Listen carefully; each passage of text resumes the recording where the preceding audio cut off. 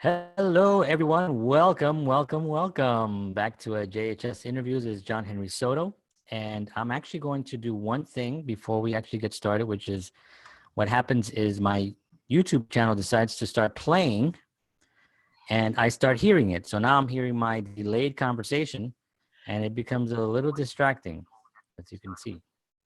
So I'm going to put that on mute as it records, and then I'm going to go to my guest. Yvonne! Hi. This is Yvonne Davenport, and Yvonne and I have a history. We actually worked together at a health club back in like in the 70s, I think it was, and it was it was a wonderful time that we had there. Um, it was a great club, and we and she's one of those people that I've ever met, actually, not at a health club, but just Oh, thank in life, you.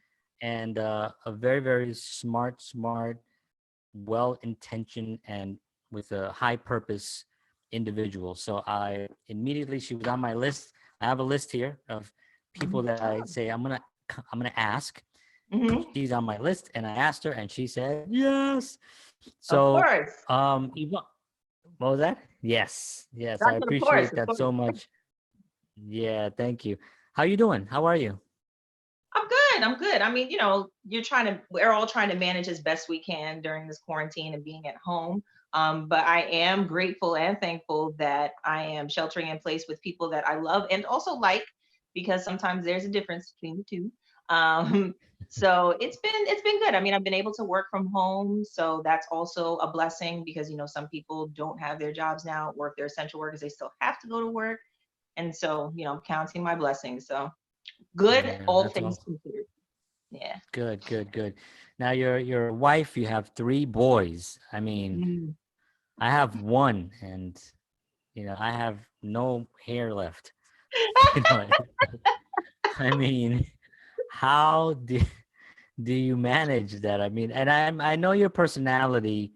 I Hmm. know you're very organized. I know you're I very try.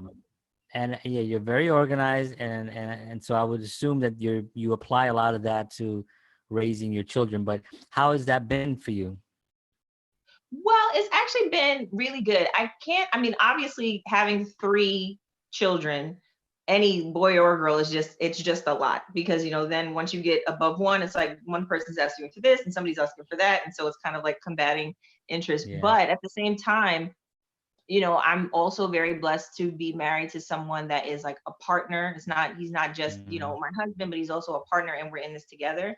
And so it's not 50-50. It's sometimes 70-30 or 60-40, depending on, what kind of obligations either one of us have outside the home. We kind of step in and compensate. And so I really have someone that supports me in raising them. I Yeah. mean, we've been homeschooling them since, Boogie's never gone to school, or sorry, my oldest son, Christian Jr., so we call him Boogie, but he has not gone to school. We've always wanted to homeschool for the primary grades. And so being in quarantine, funny for us, is like it's not really an adjustment from school because they were always home anyway. So it was just Right. like, oh, okay, well, now I'm home too. They just think I'm on vacation. They're like, you're still home. And Right. I'm like, yes, I know I'm still home, but I have work to do. So, Right. but it's Oh, good. that's It awesome. really is. Yeah, we I didn't know you homeschooled. I mean, I guess I did know, but I don't think we ever spoke about that because we also homeschooled Yeah. my daughter for Right. a long period of time, and she literally just started school in. I think she started a little bit later than normal. I think like in November she Hmm. started, and now she's off again. So All so it right. literally Exactly. yeah. So See, look it at was that. pretty so we just went right back into the same routine of the only difference Right. is now we have a little bit more responsibility with the school, and it's a little bit more Right. structured in their way, which I'm Yeah. not too crazy Yeah. about, but it is what it is right now. Right. So that's awesome. That's awesome. So I know that your interests have always been, a lot of kind of, I don't like to use even the motivation, because the word motivation has been so you overused, and so like Yeah. motivational speaker, a motivational quote, And then you go motivational onto Monday, the motivational stage, and Tuesday, you're like, yeah, right. Exactly. yeah. Exactly. So, what actually did motivate you to kind of go into the field that you've actually, and tell us a little bit about what you do as well. Okay. Well, so I am a woman of many hats. And so my primary function, I am the chief operating officer at Below Carp Consulting. It's a consulting firm in New York City. We're a boutique consulting firm. We do diversity and inclusion training. And I am, of course, in charge of all the back of house. So, the administrative, developing PowerPoints, helping everybody be on one, as we would say, when our consultants go out and meet with our clients. But then I also recently did a seminar. It was a personal development seminar through a company called Momentum, and actually really asked questions and pushed us to figure out what will we do with our lives if we weren't afraid. Like, what's your passion project? What would you do outside of your 9 to 5? And so when I really thought about that, I was like, I've always wanted to be a coach. And, I've had, friends, come to me for advice and, sometimes just to listen Mhm. and, kind of be a sounding board for whatever it was they were going through. But I had also kind of developed my own framework. And so at that point, I kind of just pushed myself and said, okay, look, if this is something that you really want to do and it's something that you're interested in, in your spare time, why not? So I started Life Code. So that was my first venture into the entrepreneurial field, I suppose. And I've been operating since January 1st, because that was like my New Year's resolution that year. So January 1st of 2018, so a little over 2 years now. And it's really been great. I actually recently posted on my Instagram page, because that's where I'm most active, that if I could do this the rest of my life and not make any money, I would still do it. Because when I meet with my clients and I really help them have like breakthroughs, or they just say, you know what, I just really appreciate like the conversations that we have, and you're helping me, get through X, Y, and Z. That's like probably the most rewarding thing to me, other than like being a mom. And so I really Right. enjoy that work. But then I also wanted to start writing. I used to write a lot in the past, and then I kind of dropped it, due to other things that I was doing at the time, finishing up school, and then, being a mom, you kind of get sidetracked. And I always wanted to do like a blog. And I've been having a lot of parents ask me about, how do you homeschool? How do you start? What do you do? And so then that's how Love Yvonne came about, because it's just really a compilation of my feelings on life. So just being, an African-American woman, being a mom of 3, working and also being an entrepreneur, like how do you balance things? And then also the homeschooling element, throwing that all in to the same cake, like how do you make it work? And so it's just, my thoughts on life. And those are my 3 things at the moment. I may add more, I don't know. Wow, that's amazing. So, it is an amazing thing that I don't really think a lot of people understand the value, like you did understand that you had Mhm. another value, something else to actually to give, Mhm.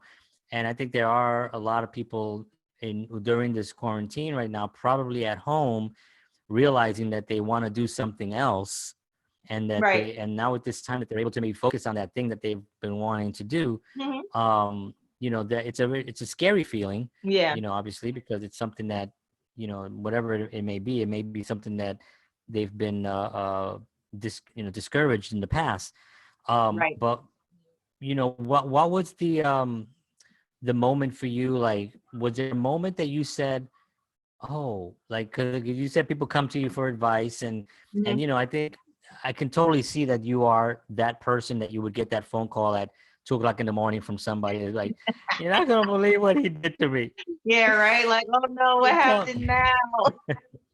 like but you're like on the Rolodex for someone to call when they're going through. I could totally see that you Yeah. are that you would be that person. So what was the aha moment for you where you said, I think I have something else that I want to do, or another field. Like when you started, Life Code, was that something that Mhm. you said, you know, you kind of were going towards, or was it a moment that you said, I'm going to do this? Well, I mean, I had been kind of thinking about it for a while, and then after I Okay. took the course, so it's like a 3-prong course. So the first portion is called Basic, and that's 2 nights and 2 full days. So Thursday night, Friday night, and then all day Saturday, all day Sunday, right? So you go through like various activities that really push you to kind of engage with some of the narratives that you hold in your head that might keep you limited and keep you small and in a space where you feel like, I'm safe here, but you really don't want to push outside of it.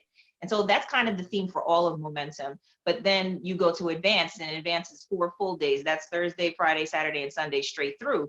And it's, again, Mm. a group of people in a room, like talking through, like, traumas and dreams and, all these things that they want to do. And I think after I took Advanced, I really thought about, I mean, I love the work that I do currently, but I was just like, there are other things that there are other ways that I could be contributing to the world, right? And so I didn't think that it had to be an either or. It's a both and. Like, I can still have my job and also do this as well. I don't see why there can't be room for both. And Right. so I was, playing around with the idea and, thinking of a name. And so I thought of Life Code, but then I was like, oh, that name's cute. But then, you have to have like a good tagline. You have to be able to catch people, because, Mhm. the world of social media, we're just scrolling. So, I was thinking, all right, so then what can I do to differentiate myself? And so when I actually sat down and developed my framework, I was honestly surprised with what I came up with. I was like, wait, this actually is really good. Like, this is something that Yeah. I use for myself, but then also I could see it applying to other people. And then I came up with my tagline. And I remember I was walking with my husband, and, sometimes he likes to play devil's advocate to bring like a different perspective, because I'm always just like, oh, but everything's great and everyone's well-intentioned and I trust everyone. And he's always like, but wait a minute, maybe you should think about this. And so I'm used to him having like something to say in response to kind of push me. And so I said, I was thinking about the tagline for Life Code, and I was thinking, the whole coding thing. I said, do you know HTML? And HTML stands for how to make a life. And he just looked at me, he went, that's really good. And I was like, oh, well, I got something here, because you didn't Wow. say, you couldn't give me any pushback. And I was like, that really was good. So, it's just a lot of instances in my life where I felt like I didn't have a voice, or I didn't have something of value to say. And I feel like in the last probably 7 or 8 years, I really have been pushing myself to believe, like, no, there are things that I say, that I have to say, that are worth other people. Like, my message deserves to be heard by other people. And, you think about, I was, when I first got onto Instagram, I was just like, wow, there's a lot of life coaches on here. And, everybody's doing this. It seems like the big thing to do. And maybe this is just something that's not worthwhile. But then I was like, what you say is going to affect that one person at just the right time. So Right. this might be a person that has links to all of the big life coaches. And then one day they come across my post and they're like, wow, that really resonated with me. And oftentimes I'll get, comments from people or private messages, and they'll say, thank you so much for this. I really love the content that you're doing. Keep up the good work, blah, blah, blah. And that really helps me to like keep going, because I do realize that I'm in a space that has a lot of people that also have value to add, but I have value to add as well. And so I'm not Right. going to stop myself from doing that because there are other people out there doing the same thing. Right. Right. Yeah. I think last night I had somebody on. We were talking a little bit about that, where he does like sneaker art and stuff. He's an Yeah, amazing I artist. saw it. It's cool. And yeah, and but then he was saying, one of and I'll ask you later on this as well. I was asking for like something tangible to give to someone, that they can go out and do. And one of the things he said was, don't ever compare your work to anyone else's, because it'll, because you could look at somebody and be like, whoa, that, he was telling me, like, you look at some guy's art and be like, oh my God, I would never be able to do that. But if you live your life that way, comparing yourself to others, you're just never gonna, Right, it's really the cancer of the entrepreneur and the creative person. You're gonna sleep. right. This is my daughter. She's gonna sleep. Oh, hi. Good Keep hitting my night. keep hitting my head. Good night. So the ability to have that skill where you can look at your own work and and Yeah, look at someone else's work and still know that what you have is completely different than what they're doing, what you're right. offering, and Hmm. that's really important to do that. So I love your brand. I love that, how to make a life. I mean, what the Yeah. I I mean, was I was that like, is this is good. that is so great. That is so beautiful. I love it. And Thank so you. you're writing now, right? You have your blog. Hmm. Um, your blog where can people see your blog? What So the it's live? website, yes. So the website is LoveYvonnecom, because I figured, that's how I sign all of my journal entries to myself, because I'm kind of like in conversation with myself. So I figured the blog is just kind of like a mirror of that. And so I figured, Okay. and no one else has Love Yvonne because you have to buy these domains before they're not available anymore. So Right. Right. I like Love Yvonne, and like I said, it's really just my thoughts on like being a mom because it's so funny. I For some reason I had never envisioned myself as a mother, and I feel like that's probably one of the biggest things that has pushed me to kind of create um something outside of myself, like because you think about like when you're single and you're young, you don't really think about like your legacy and what you want to be remembered for and how you want to impact the world. Like that's not really something that's on your mind at like 22, 23. But then Right. if you're fortunate enough and you also have the desire to have children, because not everybody wants to have kids, but if you Hmm. have the desire and you're fortunate enough to have the children, then you kind of think about like what do I want to leave behind for my children, like what example do I want to set for them, like what do I want them to remember about me. And I always want them to remember that, one, I was someone who always loved to support people, to love to laugh, but then also someone that created, like made stuff, whether there was a million people listening or 10 people listening, like putting things out there and just not being afraid to fail. Like I've been paralyzed for Yeah. most of my life around this idea of failure, that I have just held Mm. myself in some ways where I shouldn't have. It's just, if you fail, it's Yeah. okay. Everyone fails. Like everyone now, that when Hmm. you scroll Instagram and you see like Brendan Burchard is a life coach that I follow on Instagram, and he has all these books and he's got these great videos and the production quality is awesome. But like 10 years ago, he wasn't putting out content like that. Like everybody has to start somewhere. So it's Yeah. not going to Yeah. start Yeah. from a point of, oh, this looks perfect and everything's airbrushed and everything is just, I for Yeah. the longest time I wouldn't make videos on my Instagram page because I was just like, I don't have a camera, I can't do this, I can't do that. And then I just started doing it through my phone. I was like, what? Who really Yeah. cares? Like, if the message It is good really enough, is. Yeah. right? No one's gonna care how it And looks. yeah, and it's become so much more authentic now to like have a camera out in the middle of the street somewhere and have a conversation with, just express a thought or something, And I know Brendan Burchard's work as well. I've read a couple of his books. Mhm. I can't remember which one, but the one about I can't remember one, but he's great. He has great content, and yeah, Yeah. you're right. Like the production value and stuff is always like something that, for some reason, I never really cared. Like I was doing stuff in my kitchen, which is all, I just put the camera up. But I think that's just also my personality has just always been Right. like I'm in the Hmm. moment and I just want to do this in the moment, and it Hmm. gets me in trouble sometimes. But I kind of operate that way. But Right. talk about fear because you said about fear and being paralyzed a little bit, and I think that is really one of the downfalls for a lot of um, people that have something to offer that they really don't know how to even go about to get started because of that fear. Right. It's which is completely unreal, right? Because Mhm. you can put a post up and everyone will hate it and you will still not die, right? Right. You will, Right. you know what I mean? You can go back and delete it if it's that terrible. Yeah, that's And trust true. me, yeah. So the fact that you mentioned that, talk a little bit about that. Like let's say you're coaching someone that comes in and says, they want to kind of start a blog or they want to start Hmm. some kind of a coaching thing or Hmm. but they have this tremendous fear, you know. Hmm. Um Usually it's fear of the camera, they're just afraid to put the camera on their face. Right. And forget about telling them to go live. Right. If you Yeah, that's true. because they go live, they pee their pants. But if you can at least kind of go and do stories and Instagram, what would you Right. tell someone like that? What would be your advice for something like that? Well, I feel like the idea of like fear paralyzing you, I think that what's most important is to think about where that fear comes from. So, what happened to then make you afraid of this thing that you're trying to do, that you're not doing it? So, in the instance, like you said, of someone like, they want to start a blog or they want to start their own business, is it because they feel like their message isn't strong enough, or do they feel like they just want to start it as because everyone else is doing it? Because a lot of times people see, oh, this looks good, and they'll just latch onto it and say, oh, I want to do this, but they're not really sure why they want to do it.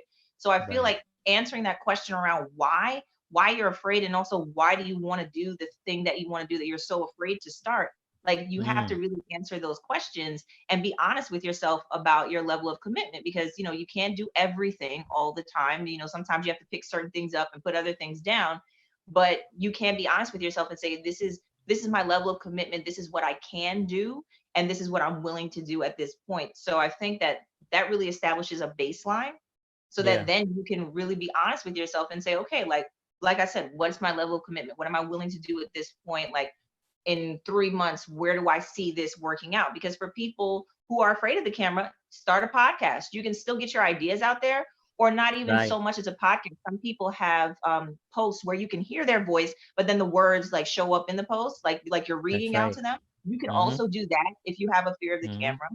And then also, again, the podcast is another thing. Yeah. So there are a lot of different things that you can do. You could partner with someone who is like the face of the project, but you're also the brains behind it. Like, so that Mm. collaboration can also be a way that you can get your message out there. Like, you don't always have to be the face of something, but if you Yeah. have something that you want to contribute, there are ways that you can do that without, completely throwing yourself into an anxiety attack because you're trying to, Right. push yourself, push yourself, push yourself. Like, I don't want people to, and that's another thing, because I like to be careful about, how people are framing this time, like with the quarantine and being at home. It's like, oh, now you can accomplish all those things you never got to do when you were at work. And it's like, well, not really, because we're all Yeah. really stressed right now. And so we may not be able to start that blog we always wanted to start, or do a podcast, or, start this business and start doing all these other things, because we're just trying to deal with the day to day. And I feel like Right. that also holds true even outside of instances like this. Like, you have to give yourself some grace to say, like, what can you do? Like, what can you do that pushes you, that makes you stretch, but doesn't, cause any undue like harm to yourself? Because we don't want people Right.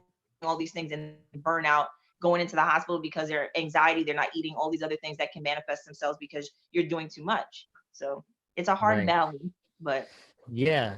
Yeah. It's a great answer. I mean, that's great advice. I think that finding the why, I think, is like a big thing. Early on, finding out why is it that what is it that you're afraid of. mhm, And also the fact that you're right, there's so many different avenues to get your content out and to get your thoughts and communication out. You can be a great writer. You can be if you're comfortable on camera, great. If you're not, like you said, you know, I have a friend who just does memes. oh, I didn't for years. I didn't even know what he looked like. He just like he just posts memes. But he writes them. And he's funny, and right, he's and he just that's his thing. Um, but I think that it's important for people to understand that the the downside of doing it is really there is no downside. You know what I right, mean? There's like there's only an upside. There is really no downside to getting your content out there. And if you want to take that risk, is definitely a possibility. One right, of the things that you also mentioned which was interesting, was, yeah, a lot of people are home now and they're like, yeah, now you can, build that West Wing to the home that you wanted to build all these years, and no, put in that moat that you've been wanting to right, put in, and all these projects, and I fell into it because I was thinking like, oh, now I can write, I can edit, I can do and so I started, and I yeah, do that because that's what I normally do anyway. But now mhm, both kids are home, right, and Pamela's home. Pamela's a teacher, so she's not doing virtual teaching to the kids during the right, day, and I'm mhm, watching the kids. I'm doing Brianna's school and watching Ben at the same time. mhm, So it's not really that, you know what I mean? It's like I'll have this time at night where I know they're going to bed, and I have this time where I can do this, and then the right, rest of the time I'm kind of just juggling the rest of life and cooking and make sure that they eat and that and all the rest of the stuff, as you right, know very well. So I think mhm, that that's a very valid and important important thing to look at. Where, yeah, you should be. I'm gonna ask you actually, instead of me talking about this, but what should someone be coming out of this? Because and I'll give you just my 2 cents on it. I think that this is a time to reset. I think the planet is kind of resetting in a sense. I think it's one of those opportunities right now where a lot of people are able to kind of confront that thing that they've been wanting to do, whether it's an art or whether it's write that book or Mhm. whatever it is. Um, I think that when you come out of this, I think people will be better. This is Mhm. me, of course, being the optimistic, and just be more appreciative of our planet, appreciative of Mhm. friends, the closeness that we have of friends. Hugging a friend is like now you can't hug Right. your friend. I mean, it's like it's very suppressive at the highest level, where you Mhm. could think of separating humanity from contact. Right. So how do you think that people, what should they work on to come out and be better, and be more focused on? I think I think probably the one thing that everyone could focus on during this time so that we can all come out better as just humanity in general is just self-care. Because a lot of people don't pay attention to that. Ah, So some people will just throw themselves into their jobs or, into their roles as they pertain to their lives. I'm a wife, I'm a mother, or, I work at this company, I do XYZ, like my job is my life. And they don't really take time for themselves because not everybody's going to start a business. That's fine. Like not everybody's supposed to be an entrepreneur, but there right, has to be something that you can do for yourself that makes you feel fulfilled. And that could be just as simple as, I meditate, or sometimes I might do yoga, or I might go for a massage, or I might sit down and read a book and be unbothered for like a couple of hours before like my family gets up. Or some people take solo vacations if they have children, like they go somewhere by themselves. I mean, obviously we can't do that now, but right, just trying to take a step back and figure out how you can replenish yourself. Because, like you said, you need to reset. Like, this is a time where you yeah, have time. And so you need to think about, okay, how has my life been going so far? Like, these are hard questions to ask because hmm, we're so busy, we don't have time to ask them. Like, are you really happy? Like, when someone asks you, how are you? Like, when you're at work, oh, I'm good. How's your weekend? Great, fine, whatever. Like, you're not really trying to have a long conversation about right, how your weekend is or how you're really feeling. But when you really ask yourself that question, like, how are you? Like, no, how are you really doing? You hmm, need to sit with that answer. And sometimes people are not well and they just don't want to confront it. And when you yeah, have time like this, that's when you really need to sit down and say, how am I? Like, am I happy? Am I doing the work that makes me happy, that makes me feel fulfilled? And if that answer is hmm, no, then you have to figure out what it is that you want to do that can make you happy. Life is too short. Like, you can go outside yeah, tomorrow and, like, not to be morbid, and get hit by a car. And like, what, how do you want your life to end? Like, right, I don't like kind of painting that picture because I like to keep things positive, because ultimately I feel like that's the energy that's out there and we can all tap into it. But at the same hmm, time, you have to be realistic. There are sure, people that never made it to their 25th birthday, but they lived a hmm, life where they were happy with what they did. And then some right, people who are 65 that are miserable. And it's just, you gotta kind of figure out what makes yeah. you happy. What would you do if you weren't afraid? Like, what would you do? What's your wildest dream? Hmm. That's perfect. And self-care is one of those things that I think I mean, you and I, we both worked in the health, in that health club, and I've always worked in health club. I worked in health clubs for like a good long time, like 12 different clubs in during that career, that Yeah. part of my life, which I haven't been part of in a long time. But clearly was the last club I worked at, actually, the last. Yeah. So, but I always had the viewpoint of physical care, taking care of your body, making sure you work out. But then there's Mhm. that mental part that people Yeah. kind of like tend to forget, Mhm. and when you're in a quarantine, and this is one of the things that I mentioned also in a past thing where I was talking to someone about making sure that you take the responsibility to ask people how they're really doing, people that Yeah. that you see, because you really don't know how people are doing. And right now we have the suicide rates are through the roof. It's just not to, again, not to get morbid, but the facts are Right. the facts, and Right. something is happening.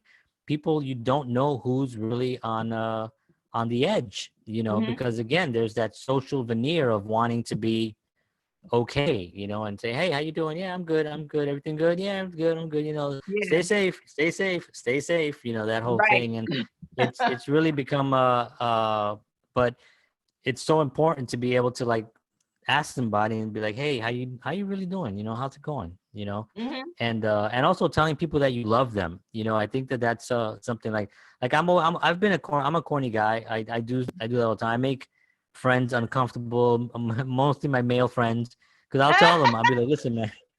I'll say, listen, man, I want you to know that I really do love you. I love you. Yeah. And they're like, all right, John, why you gotta be all weird, man? you know, Right. Right. I love you too, man. Yeah. But for me, it's really important because I feel like I want to get that communication across in a way that's going to be taken seriously. Because Hmm. if you just tell Hmm. somebody, all right, man, take care of yourself, man, be good, come on, you know what I Right. mean? That's just so, and sometimes I go a little bit overboard, but I think that for me that it's important, Yeah. self-care, man. That's a big deal. It's funny that you say that about saying like I love you, especially like to your male friends. And I feel like it so many people have an issue with being vulnerable.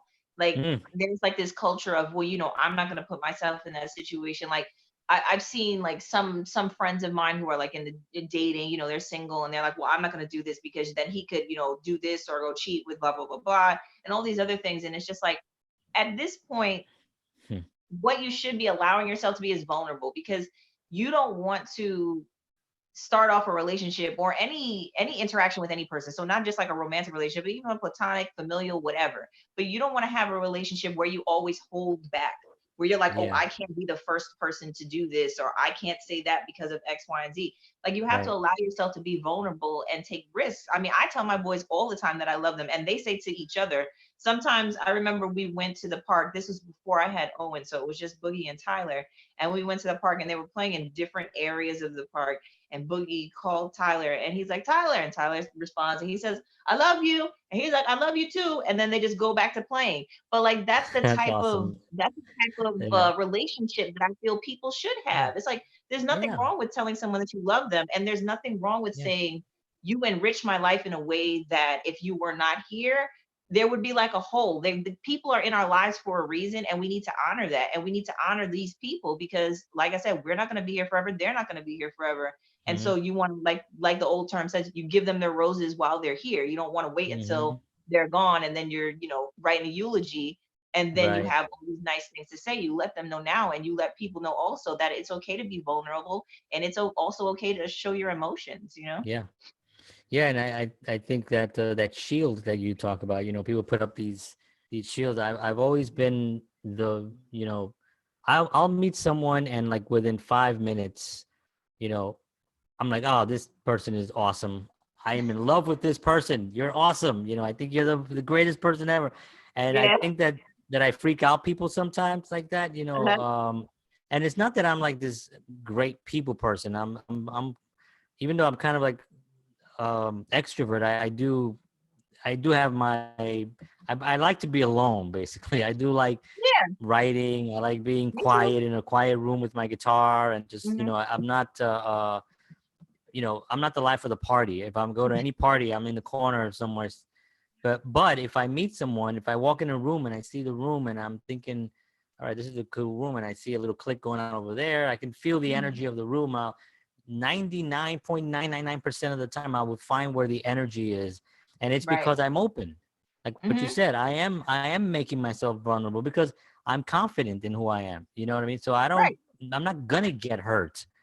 I'm not Right. going to be injured, and it's just one of those things that I think, unfortunately, for some reason, somewhere along the line, especially with Puerto Rican men, that was like Hmm. stripped away from us, and Right. to some degree. Even though when we're home with abuelita and we're Hmm. home with with our mamas, Yeah. we're completely loving. We love our Right. cousins. We Hmm. hugging and kissing. But then when it comes to like the relationship thing or the making friends, there's a little bit of this thing where you got to be the tough. You got to be Yeah. tough. Yeah. So I'm really hoping that this is kind of loosened up now with the whole this whole thing that's going on, and I think people are going to Yeah. start just appreciating those moments more and being, what, it's okay to be vulnerable and but not take crap either. Obviously, we're not Right. saying Obviously, be you don't want to yeah. be a doormat, but Right, but yeah, go out and have people just step all over you, right, you piece exactly. of It's fine. It's oh, fine. No, it's it's not fine. I mean, okay. It's all you right. obviously And that's another part of self-care, is to like recognize your boundaries. Like, what are the Right. things that people, it's okay for, when you engage with other people, that, these things are okay, but these things are not. And, Right. being able to verbalize that to someone and say, okay, look, I'm not okay with you doing this. And then having a conversation about how maybe we can reconcile that and move forward. Because a lot of Yeah. times things will happen. And this is another thing that I work on, like constantly, I have to remind myself is, it's never too late to say something. So if something Mm. happens and it bothers you, if it bothers you enough that it's still on your mind, like 2 weeks, 3 weeks, 5 months, five Mm. years later, to the other person, they might be like, "Are you serious?" But if you need to get that off your chest to kind of establish a Gotcha. boundary and be like, "Hey, this actually really hurt me, and I'm sure that's not how you meant it, but it's been bothering me for this long time." Because a lot of times people will just be Yeah. like, "You know what? I never said I'm not going to bother. It's too late Right. now." And it's like, no, Right. it's not too late. If it's something that bothers you and it is messing with your mental peace, then you need to say to the person. And oftentimes that can be reconciled very easily, because a lot of people don't really think about the effects of their words. Sometimes I say things and I'm like, damn, I shouldn't have said that. Like, so Right. it's not even like I'm perfect. Obviously, I'm not, Right. but I would be okay with someone coming to me and saying, hey, you said this, it hurt my feelings, for a number of reasons. And then we can kind of have a conversation around, oh, I'm sorry, but, how can I help? Is there anything that I can do? Or how can I understand this better so that I don't make these kinds of comments or do these types of things in the future? But again, Right. that comes with being vulnerable. And if people Yeah. don't want to be vulnerable, then they're not going to do it. They're just going to be like, oh, well, I'm sorry if I made you feel that way. And it's like, well, that's not really an apology, is it? So, No. No. I mean, I think bottling it, bottling up all that stuff is like, that's how you get cancer. You know what I mean? yeah, That's how you get illnesses. You know what I mean? Because imagine someone who just decides, I'm not going to say nothing. I'm just going to stay quiet. I'm going to right. eat it. And Yep. then you eat one, you eat two, and then next thing you know, you're filled with just hate from Hmm. not being able to communicate and not being honest enough to say, listen, man, I'm not okay with that. And, the boundaries, are really like, for me, sometimes I think about like, what could possibly be a boundary between like a new relationship? A man and a woman get together and they go out on dates. What's a Hmm. boundary? Like, what does that mean? Like, what is, you obviously don't want nobody cheating on you. Don't Right. punch me in the mouth. You Right. know, don't hit on my family members. Right. Right. My Stay friends. away from drugs. Don't smoke crack in the house. I mean, there's kind of like pretty obvious things, and then the rest of it, it's got to be small. Yeah. Like, I You don't would like that you think. didn't open the door for me. Yeah. I mean, if that is one thing, Mhm. then the problems go much deeper. They go Right. much, Right. much deeper and deeper. And that to me is a very interesting subject. To me, it's like probably a whole other, just a relationship show It based is. on just And on that, because there's just so much interesting things on that. So let me ask you a question, Yvonne. yes. And I got my little question book here because No, you your know question book. Let me look can't them up real memorize quick. shit. Well, actually, it used to be like this. Now it's like this. Eventually, I'll be like, "What the hell, Brianna? Can you read this for me?" So, oh yeah, I was gonna ask you this question, but you gave me so many. You did this so well already. I Well, was gonna thank ask you. you like Thank you. for like practical pieces of advice, Uh-huh. and you gave, it was just so much great advice that you did Well, give thank us. you. Yeah, thank you so much for that. So let me see. So what, we have obstacles in our lives. Everyone does, and overcoming them can be like a great joy. Mhm. Like I've overcame, I would say probably about three major ones in my life that Mhm. when I look back on it, I say to myself, "Damn," you know what I mean? Mhm. Like I did that. Like getting out of the South Bronx was for me like a major, major thing, Yeah. because Yeah. we did not think that we can get out. And I've said this before, where we made the joke of like, if you made it to 20 years old, you were like, it was like a big celebration, and everybody would tease you, "Oh, you're 20, you Yeah. made it," because you generally did not make it to 20. Right. So, you Yeah. know, so for me, it was that was one big big hurdle for me, and when I look back on, like, man, how the hell did I freaking get out of there? That place was like, and not to crap on the Bronx, because I do actually love my moments there. I love my family. I still have Mhm. family there. And I love a lot of the experiences there. But the violence, the Yeah. drugs were really, really what made it really horrible for me. So that was one for me. Do Mhm. you have an obstacle that you remember kind of like hitting and you overcame, where it made you stronger, and that you kind of felt, you know, I think I'm gonna be okay, because if I did that, anything else is gonna be a lot easier. Right. Right. You know. Hmm. It's funny. It in so many ways, I think that I almost operated in life kind of like rudderless almost. Like I didn't have like an anchor. And Mm, when you're young, that can be okay because you're still trying to find, like what it is that makes you happy, and you're trying to establish yourself in your own right as far as, your professional life, your romantic life, work, family, and all of that. So, for a long time, I just wasn't sure how things would work out. And I feel like becoming a mom is probably like the biggest obstacle for mm. me, because I've always been the type of person that takes the path of least resistance, and being a mom is not about taking the path of least resistance. It's probably No. the path of most resistance, just parenthood in general. So um I think becoming a mom, where I was just like, if I can do this, like there's a lot of shit that I can do that I'm selling myself short on. And so the first, my first son, because once you have the first child, it's kind of like, you're figuring things out. Then when you have the second one, you're like, okay, there, I remember this, oh right, okay, don't do this, don't do that, or do these things, remember, blah blah Yeah, yeah. blah. But then with the first child, it's always like that learning curve is very like you got to get it, or something Oh, gonna happen. So yeah. um A I lot of think, books. yes, I think becoming a mom is, and just seeing how Boogie kind of adapted and learned.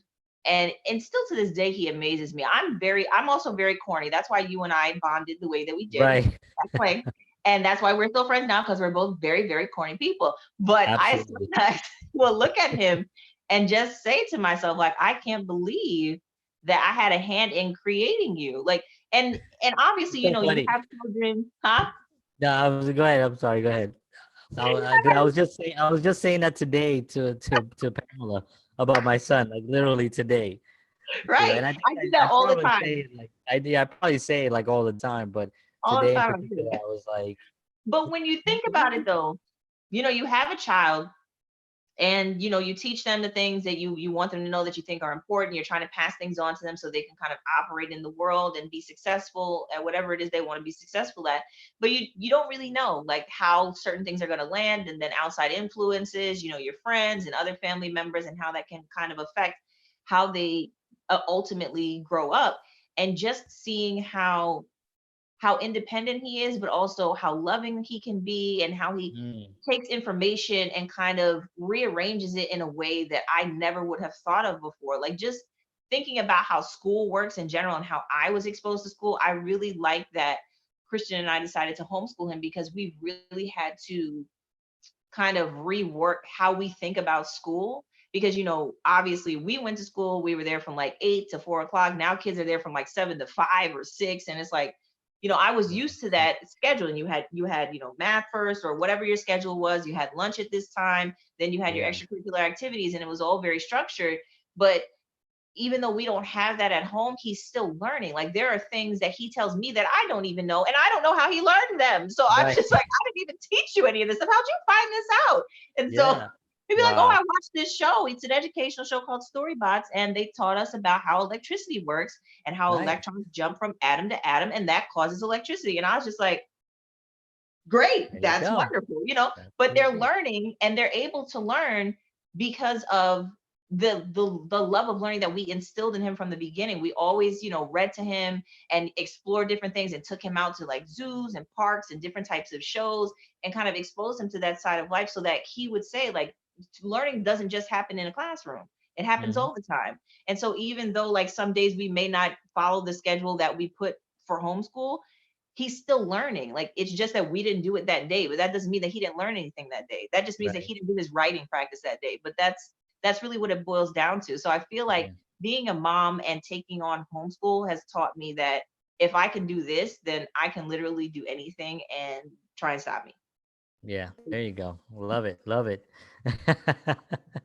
That's so cool. Yeah, it's so great that you homeschooled.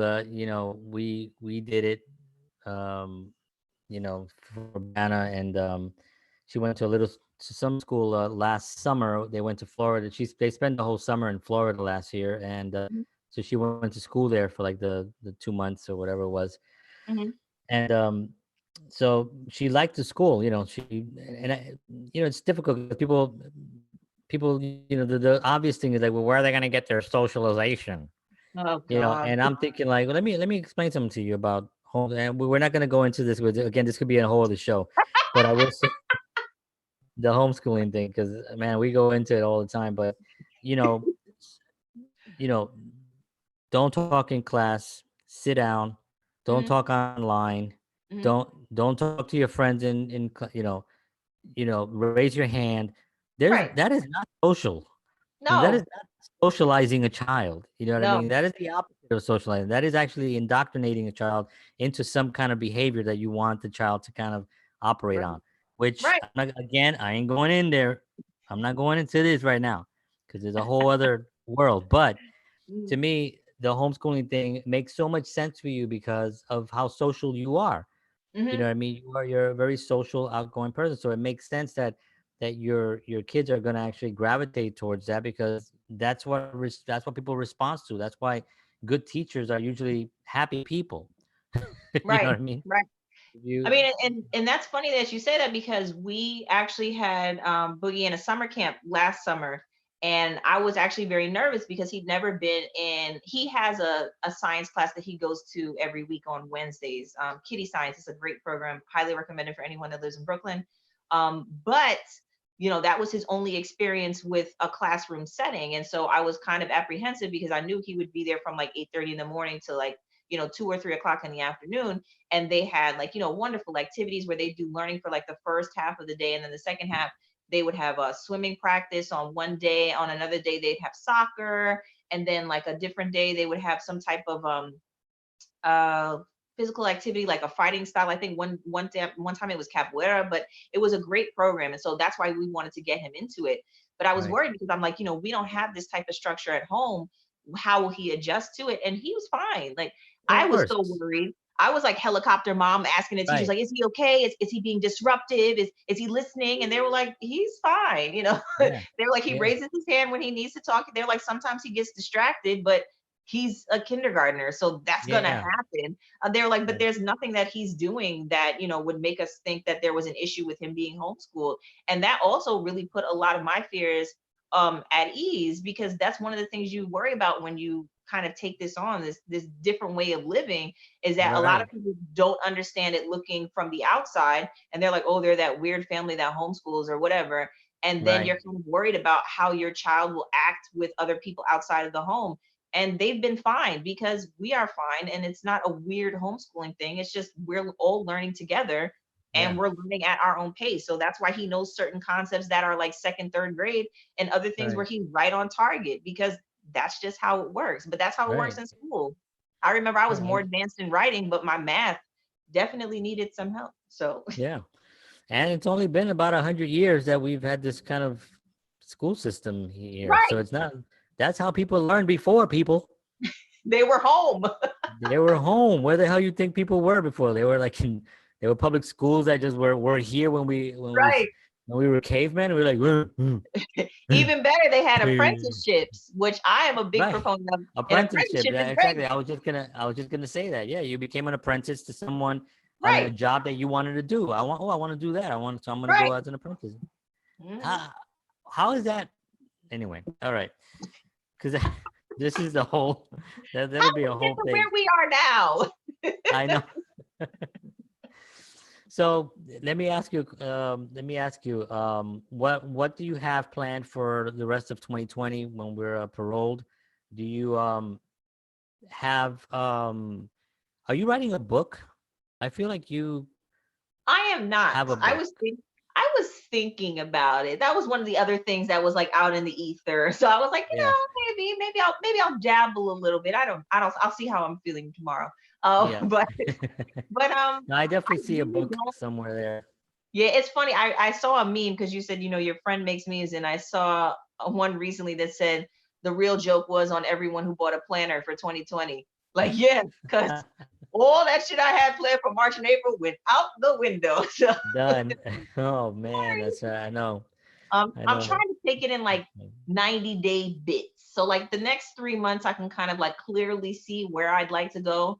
But Hmm. I also like the idea of kind of taking each day moving forward. Obviously you have like goals that you want to achieve, so I'm not saying like just free will it every day. Obviously you have goals that you want to achieve in places where you need to be, but I'm not so structured in that I need to be at this point by October, at this point by Right, December. right. I mean, obviously I would love the Life Code brand to grow. Like I would love to take on more clients and work with more people. That would be something that would be so fulfilling to me as a person. And then also the blog, I just started that. So, I've got some followers, but I would love to have more and just kind of get the message out there. More moms, maybe start like kind of a group where women talk about their experiences, not just as it relates to motherhood, but just, being a woman in general, because we're not all Yeah. moms, but we all have a story. And so, really just kind of growing these two things that I've, birthed outside of my children that I want to see grow and flourish. Yeah. But that's really what 2020 holds for me. I mean, I know it's going to be a big year. I felt like it was going to be a big year for me outside of this. Hmm. But I just feel like, having more time at home to just sit and think about, where I want to be like this time next year. And there are things that I can clearly see. Yeah. And I know that they're possible because I've been able to do it up to this point. So why wouldn't it continue and just Yeah. get Yeah. better and better? Yeah. Fantastic. Fantastic. I mean, I want to thank you so much for You're giving us this welcome. time. You are definitely have so much great information and great help, and um, so tell us where people can find you, people can reach you, people can, anybody interested in obviously coaching or Mhm, reading your blog. mhm. Yeah, obviously, I'm going to tag everything onto the description, and Right. I'll also put your bio in there as well, so people can go down there and read Ooh. all about you and follow Mhm. you and all that good stuff. But where are you more accessible? Is it on Instagram? Is it on? Instagram, definitely. I mean, I have my website as a placeholder, but it's not for Life Code anyway. I have my website for Life Code as a placeholder. It's lifecodehtml.com, but I never really like visited because, like I said, it's just kind of like a placeholder to have. But I'm more active Mhm. on Instagram, and that's also Life Code HTML. So that's Mhm. for that. And then Love Yvonne. Obviously, I would rather you go to the website to read the blogs, but I also do post on that Instagram account, and it's love dot underscore dot Yvonne on Instagram, and then Ah, loveyvonne.com. Yes. awesome. So I'll make sure I post that at the bottom there. Let me see if I don't want to miss anything because I feel like we can just go on talking about things for, There's a lot of things born out of this conversation. We're gonna start a homeschool podcast. Like yeah. we're getting it going. So yeah. Well, it's funny. I have not to go back into the homeschooling thing, but I do have a group here in Bayonne that actually does homeschooling where we were part of. And we would Hmm. go to, we would do all the trips and stuff. Like what we're doing right now, I want people to understand that people who are home with Hmm. their children and Yeah. doing the schoolwork, that is not homeschooling. No, I it's want not. I want them to make sure that you understand it's not. Homeschooling is a beautiful thing. It's actually an incredible experience. Yeah. Um, nothing against what the school system is doing, and I know a lot of people need it, and it's Mhm. fine. It's a system that's there, but it's not homeschooling. But there is a group here in Bayonne that we actually they're going to be posting on the I Love Bayonne page, which I'm the Mhm. administrator for, and they're going to be giving a whole introduction Mhm. on what homeschooling is and a Oh, whole nice. presentation on that. Yeah, they're going to be doing that. So I'm talking to them about when that's going to happen, but it's going to be live somewhere. So that's going to be really cool. Mhm. Yeah. So yeah, so anyway, I just wanted to throw it out there, but because homeschooling, I think it's a lot of people are going to be home and being like, we could do this. Yeah. Why are we Some doing it? some Why do I people's have to? experience is gonna be. It is because sometimes the commute and having to leave work early, and then Right. all the dropping off the kids and all that stuff. So who knows? Who knows? This our conversation turned into a homeschooling extravaganza. I know, right? I love it. All right. By the way, were you born in Brooklyn? Yes, born and raised. Well, I was born in Brooklyn, but I grew up on Governor's Island for about 6 years because my father was in the Coast Guard. I love throwing that out there because people go, people used to live there. And I'm like, yes, they did used to I live was just there. gonna say that. I had I no idea was people one lived of there. them. In Governor Island, It, I went there for a concert. yeah, it was a Coast Guard base. So my father was in the Navy, then the Coast Guard. And so the families would live on Governor's Island. So they used to have, like, apartment buildings there. They blew them up so that they could remodel the island. So, but some of Yeah. the old, like, barracks and housing units are still there because they were landmark buildings. So they Mm, couldn't get rid of those. But the apartment buildings they got rid of. So, but it was nice. wow. I liked it. Yeah. Awesome. Awesome. Cool. All right, Yvonne, thank you so much. I appreciate your time. You're awesome. We'll definitely do this again and maybe Yes. even come back again and do something with and talk about homeschooling. Why not? Let's Yes. do That's a whole exciting. I want to do that. Yes. I'm yeah, hoping you do. yeah, no, let's do that because I'll have all my notes and talk about all my statistics that people always throw All at you, right. I have all that stuff. So we'll prepare that for sure. So let's make that happen. Thank you Okay. so much. All right. No My, problem. my Thanks, best, John. my best to all the boys. Talk to you Yes, and soon. to you. Thank you. Appreciate it. Bye. Bye bye.